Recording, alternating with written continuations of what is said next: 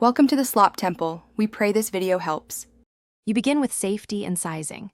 You must turn the pump off and unplug it, then depressurize the line so you can work without pressure. Once done, verify the check valve's flow rating matches your pump and note the arrow. This shows flow direction. Make sure you have the correct hose diameter, clamps, and any adapters. You'll also want Teflon tape and safety glasses. Now cut a short, straight length of hose where you'll insert the valve, keeping the cut square for a tight seal.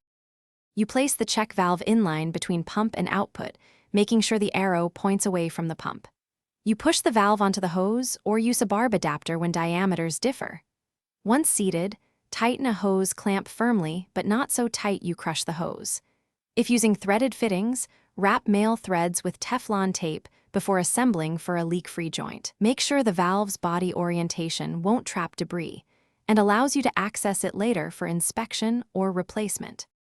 You finish by restoring power and running the pump briefly while watching the valve and joints. Confirm flow goes only forward and that there's no reverse flow at the pump inlet. If you see backflow, immediately stop. Inspect each connection for leaks and tighten clamps incrementally to avoid damaging components. If a threaded joint leaks, shut off and reapply Teflon tape. Troubleshooting tip: if the pump still allows backflow, verify valve orientation.